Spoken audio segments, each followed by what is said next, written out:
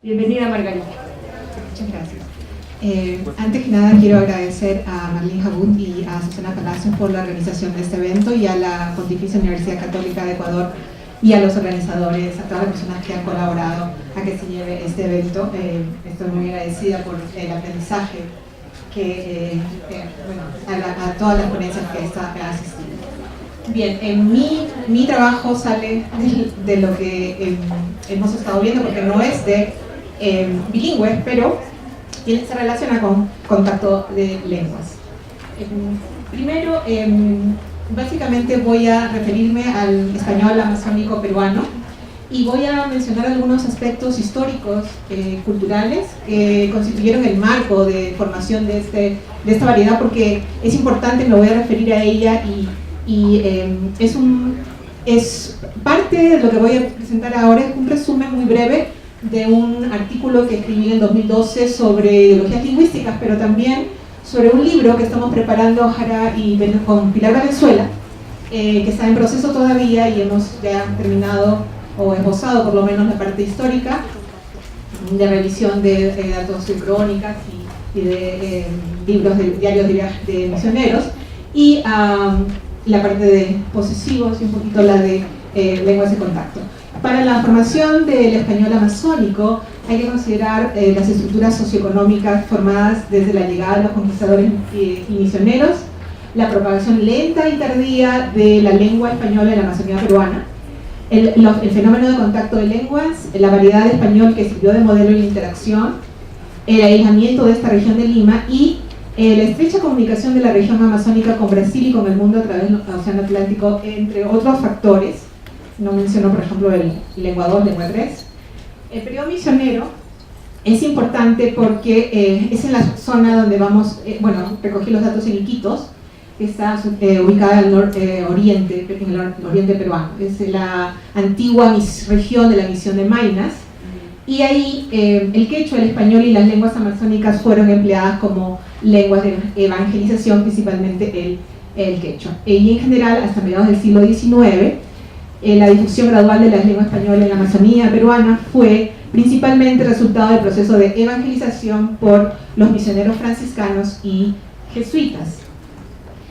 Después de la salida de los jesuitas, se formó un estrato ribereño mestizo, formado por aquellas poblaciones que vivían en caseríos a lo largo de los ríos y que abandonaron las lenguas amazónicas.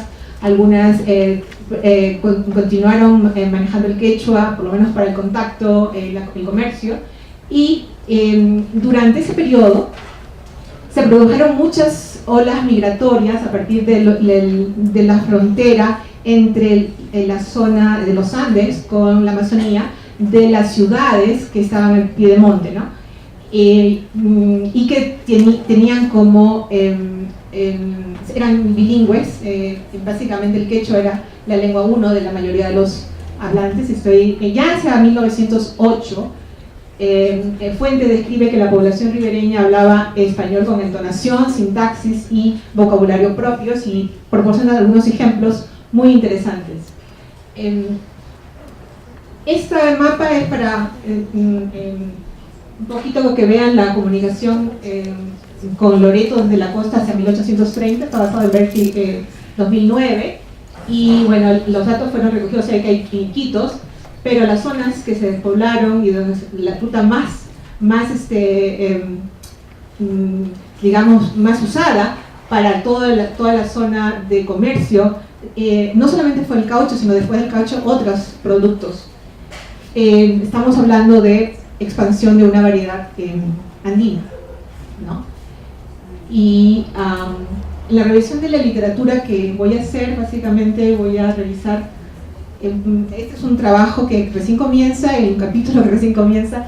Voy a presentar algunos ejemplos de el imperfecto y el presente perfecto compuesto y el flujo perfecto en esta variedad, y para ello me voy a basar en algunas perspectivas que, para revisarlas, la perspectiva temporal clásica de el pretérito, el imperfecto, como una situación simultánea al punto de origen. Por ejemplo, me contó que su primo estudiaba filología clásica, estudiaba como simultánea con To, y desde una perspectiva aspectual, más la distinción entre leí y leía, podría hablarse de puntos discretos, donde leí, por ejemplo, es un punto discreto y leía un intervalo, como en Era una noche tranquila, la luz de la luna iluminaba los techos de las casas, como un periodo, intervalos, mientras que el muchacho trepó el muro y saltó como discretos, ¿no?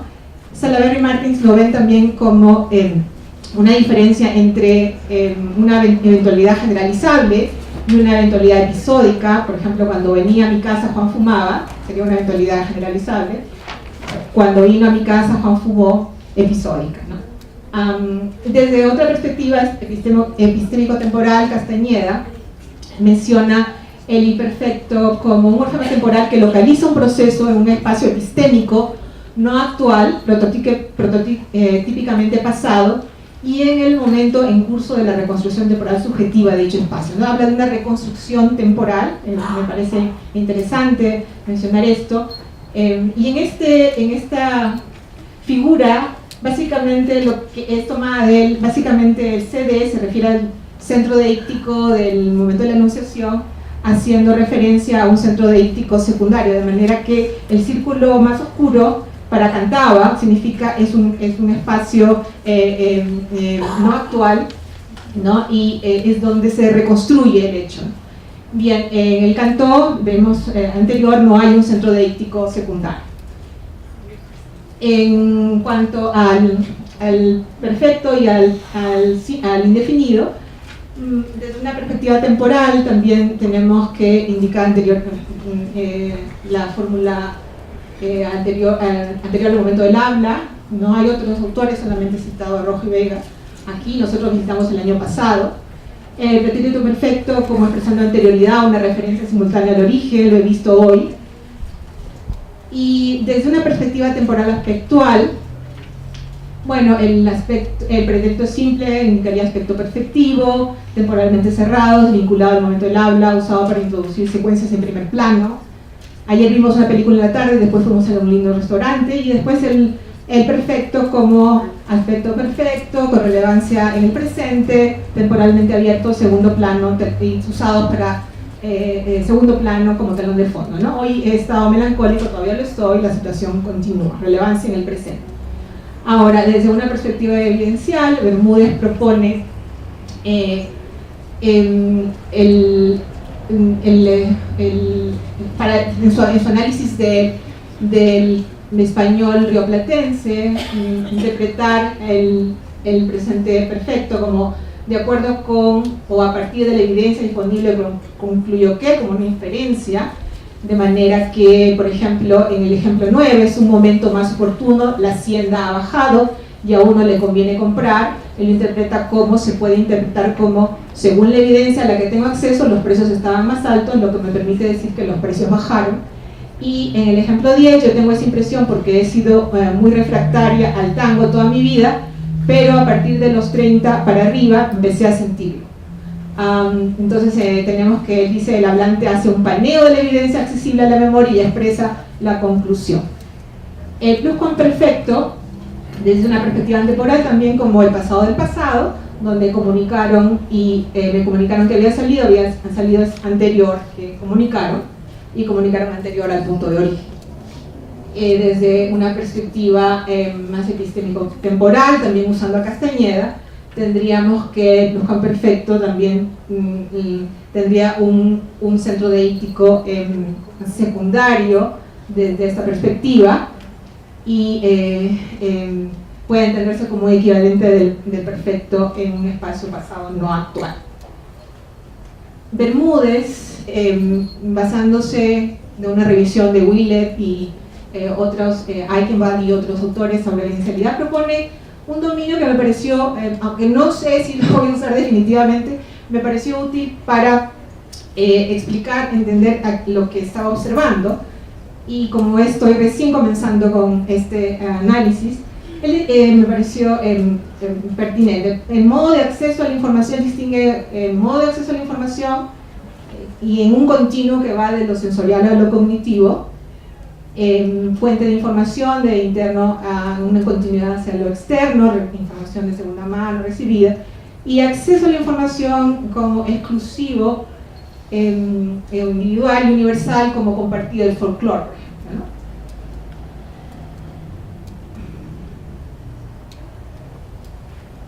¿no? Ok, por ejemplo, en este ejemplo, el ejemplo, a Roberto lo echaron también, pero él no había hecho nada. Dice que expresa acceso compartido a la información, y yo había salido de la cárcel, de alguna manera había adquirido superpoderes. Hay como una evidencia endofórica donde yo me posiciono, me imagino, me distancio como si fuera un sueño, ¿no? Ahora, desde los estudios de las lenguas en contacto, yo no voy a... estudio tras estudio han demostrado una serie de, digamos, de transferencias, de influencia del quechua en el español andino, y para el imperfecto se han reportado usos con valor perfectivo. Clio Campo lo señalan para los bilingües de Calca y Cusco, Sánchez para bilingües del sur del Perú. Para el español andino hay también, bueno, he tomado aquí algunos estudios, disculpen si no están todos, son ejemplos, de Fenner y Palacios, ¿no? Por ejemplo, el presente perfecto como lo infiero, me lo han dicho, pero no lo he visto directamente, la información es poco confiable. Y para el Perú, por ejemplo, para hacer referencia a eventos pasados que ocurrieron en otro lugar que no coinciden con el lugar donde se encuentra el hablante en el momento del habla, ¿no? El propósito del hablante es emplear el presente perfecto como recurso verbal para enfatizar el evento pasado como un evento vivido o presenciado por él, ella misma, ¿no? Bien, para el pluscuamperfecto de la misma manera hay distintos estudios que también hablan de información poco confiable, reportativos e información de segunda mano. Digamos, el sistema evidencial del quechua, inspirándose el español en esta digamos, trasvasando usos que necesita para expresar la evidencia. Ahora, mis datos son de monolingües. No he analizado las 30 entrevistas, todavía he sacado algunos ejemplos, porque estoy comenzando recién a trabajar esta parte con Pilar. Yo inicio eso y luego continuamos juntas. Los hablantes son hablantes nativos de español amazónico, de dos grupos generacionales. El instrumento de recolección de datos son entrevistas sociolingüísticas semiestructuradas con cuestionarios que inquieren sobre experiencias personales, lo que la voz maneja, infancia, situaciones de peligro, situaciones tristes, la vida en la escuela, etc. Ahora, en cuanto a lo que encontramos al imperfecto, por ejemplo, en este ejemplo, bueno, yo salí del colegio a los 17 años, bueno, los 18 años pasé, un año estaba con mis papás ayudándoles, y los 19 vine acá a Iquitos. Entonces estábamos con un año, un periodo que termina, es durativo, es atélico. Vamos a ver qué pasa en el siguiente ejemplo. Fue un día cuando estábamos en clases y no nos dejaban salir, entonces yo y mis compañeros nos dieron, aunque yo no era traviesa, ¿no? Mis compañeros me incentivaron, porque yo a mi papá y a mi mamá, no, difícil les hacía llamar a la dirección. No era una chica movida, era tranquila, y entonces ese día nos queríamos escapar, pero era por la danza que íbamos a participar, y entonces no nos dejaba. Nosotros decíamos que íbamos a danzar, pues a practicar, y entonces no nos dejaron. ¿Y qué es lo que hicimos nosotros? Por la puerta de atrás, que era casi un monte, y trepábamos por la pared, subíamos, nos ayudábamos como escalinata, y de ahí casi llegando al final, uno de mi promoción se cayó y nosotros nos asustamos, pues pensando que le iba a pasar algo. Solamente se raspó la pierna, y de ahí saltamos y nos fuimos a danzar. Ajá. Si se fijan, trepábamos, subíamos, ayudábamos. No se está refiriendo a una habitualidad, se refiere al momento en que treparon, subieron y se ayudaron. En otros ejemplos de este tipo, lo que observo es es como si alargaran, es el uso del imperfecto para darle una extensión al relato, una duración, un movimiento, vamos a decir, una vivacidad al relato. Es de uso pragmático, lo que observo es un uso pragmático. Con el Estado no era tan claro, pero con estos de aquí, que no los observé, por ejemplo en Lima parecía estaba, pero aquí aparece con más frecuencia en otros relatos. Asuora, con respecto a esto tendríamos, si usamos ese mismo esquema del español, el español amazónico peruano tiene los usos canónicos, digamos, del imperfecto, pero además tiene ese otro que es usado en ese tipo de narraciones cuando se quiere alargar, digamos, tomando un poco, entonces ese espacio que ustedes ven aquí estaría indicando un poco el supuesto espacio del pretérito. Ahora yo pongo entre signos de interrogación perfectivo, porque lo veo como algo que no termina de ser perfectivo en realidad, ¿no? Ahora, en cuanto al pretérito perfecto y el pluscuamperfecto, no sé si ahí me podrías ayudar con... no puedo leer toda algunos de repente lo tienen, pero básicamente lo que observo es la aparición del presente perfecto en instancias que sirven para aclarar o para dirigirse al interlocutor, ¿no? O sea que está relacionado con la estructura narrativa, pero fíjense, pero nunca en la vida he pensado, por ejemplo, en mi cabeza, irnos en la noche por el monte. No, nunca me ha pasado. Y abajo, o sea, tengo una mala experiencia de eso. Y como yo había llevado una platita para comprar, como yo había llevado, sigue explicando lo que había estado narrando, qué es lo que había estado pasando. Estaba narrando toda una instancia en la que ella se va al monte con unos amigos y a uno de sus amigos le pica la víbora, ¿no? Entonces, sí.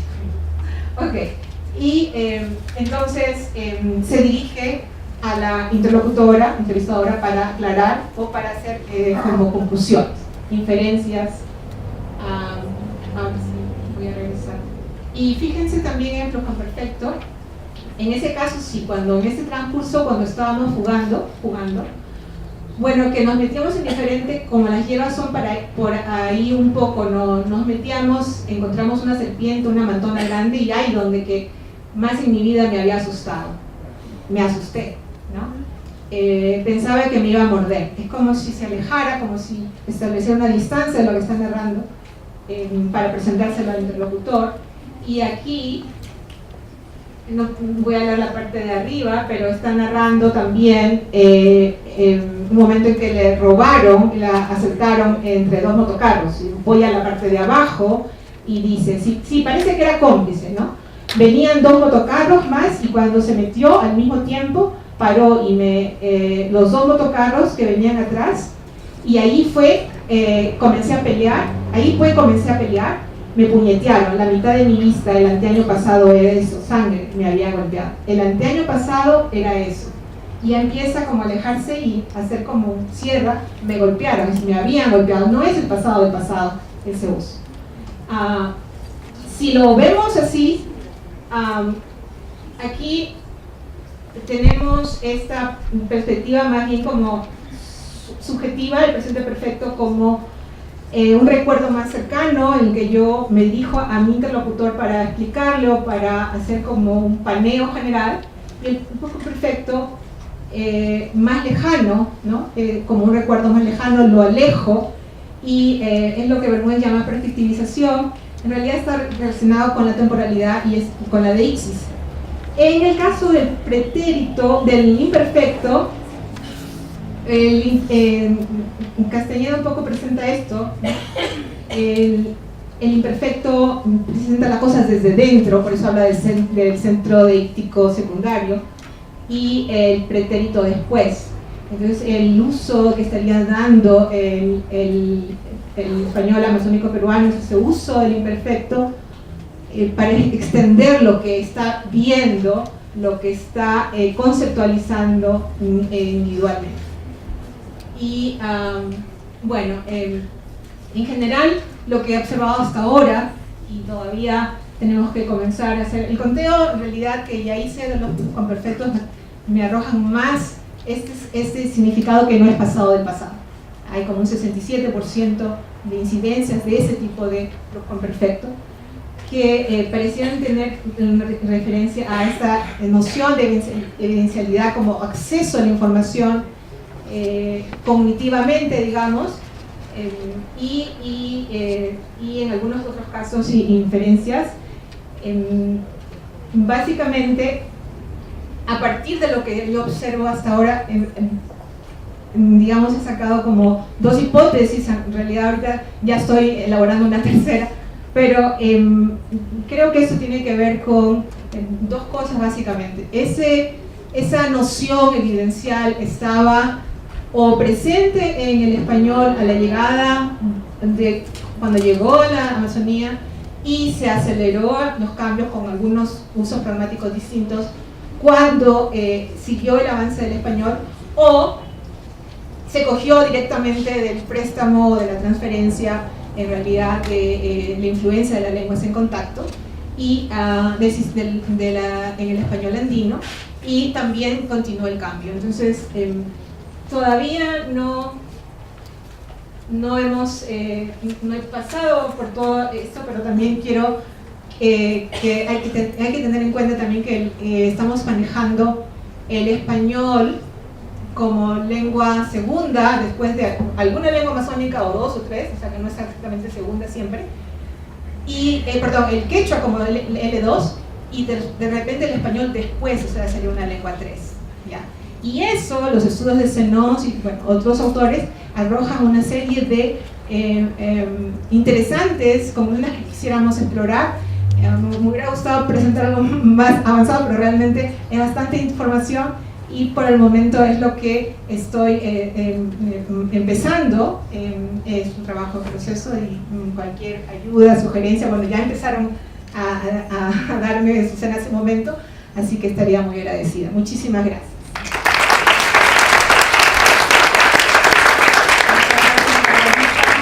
No sé si alguien tenga preguntas, levanten la mano y voy por ahí.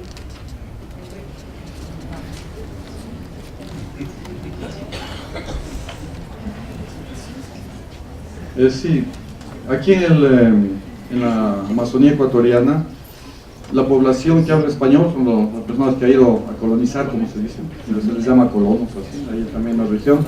Entonces, son todos de la sierra prácticamente, y todos llevan su dialecto de la Sierra Norte y se instalan ahí en la Amazonía Norte, y así igual la gente en la parte del sur del país igual. Entonces, no se puede hablar como de una variedad del español amazónico aquí, probablemente que ya esté conformada, que sea homogénea, que tenga su tradición y todo.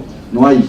Entonces hay diferentes dialectos de español dependiendo de dónde han venido los colonos. Entonces lo que yo te quería preguntar era si en el Perú existe así como una variedad amazónica del español propia. Sí, yo diría que hay variedades, no hay una variedad, pero hay una variedad que los peruanos reconocemos con ciertas características, que incluso está estigmatizada y que se reproduce de manera burlona la entonación, que tiene una entonación muy especial, en lo más llamativo. Por ejemplo, las oclusivas no se fricativizan en algunos contextos que usualmente se deberían fricativizar en otras variedades, y se usa, por ejemplo, para burlarse en programas cómicos en la televisión. Está bien estigmatizado, y se hace toda una asociación entre esa variedad y el vocabulario quechua, bastante vocabulario quechua, y algunas construcciones para burlarse del habla, que básicamente caracteriza al área rural, aunque esto ha sido tomado en Iquitos. Básicamente son personas que han terminado, tienen distintos estudios de primaria o de secundarias no terminados, pero también tenemos nosotros datos de otras áreas rurales que no he presentado aquí, pero que ya hemos un poquito visto también, y tienen algunas características que podría hacerse similar al español andino, pero tenemos todavía que revisarlas. ¿Alguna otra pregunta?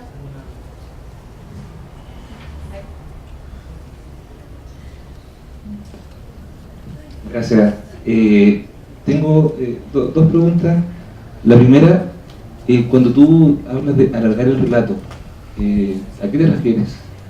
Cuando están narrando y están diciendo trepábamos y no es alargan el relato, sino la acción la hacen durar como si estuvieras viendo una película y la estuvieras, te metes dentro de la película y haces que dar movimiento y si te das cuenta cuando ves los momentos en los que usan, son momentos de emoción porque pasó algo.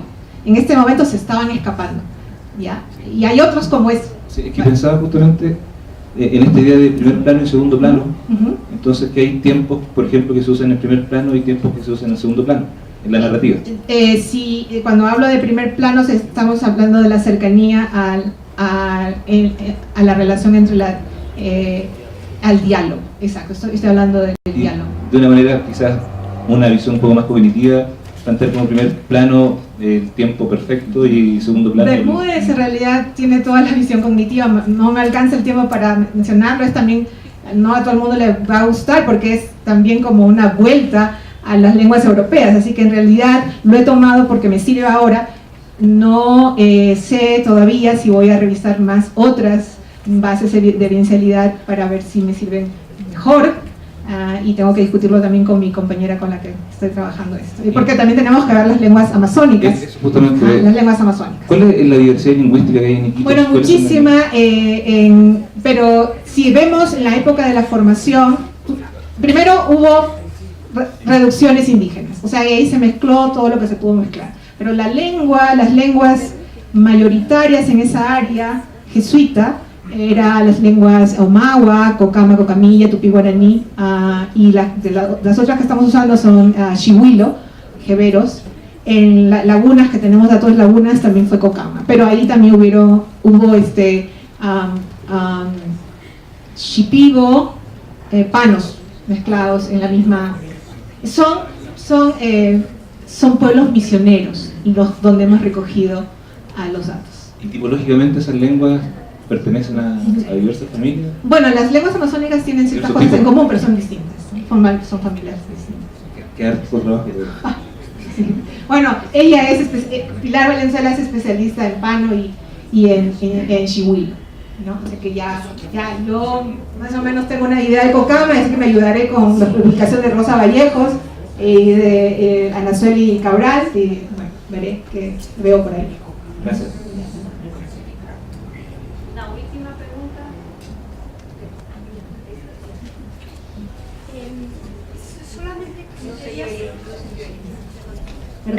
Solo quería saber si os habéis planteado el valor mirativo de ese pluscuamperfecto. Y ahora al hilo de lo que dice Aldo, tanto el guaraní como el quechua tienen esos sentidos mirativos, esos evidenciales, bueno, para algunos no son evidenciales, en cualquier caso mirativos, y a lo mejor podría ir alguno de estos pluscuamperfectos por ahí, quizás. Algunos de los que hay ahí creo que son más claramente, otros no los veo tan de información, porque mirativa tiene que ver con la información nueva que me causa sorpresa, ¿no? Por lo menos Delancey lo pone como información inesperada y Peterson como más relacionado a la sorpresa. No todos tienen que ver con la sorpresa, por eso es que estaba buscando algo que pudiera cubrir los que son de sorpresa y los que no son claramente sorpresa. Pero pueden ser distintos, coexistir dos valores distintos, ¿no? Puede, bueno, sí puede. Me habían herido, para mí era así como muy negativo. Me habían herido este ejemplo, me parece así. Como nuevo, sorpresivo, que ves la sangre. Tendría que comparar con otros ejemplos si son de ese tipo, que si todos es nuevo, entonces sí, gracias. Bueno, un aplauso para Margarita.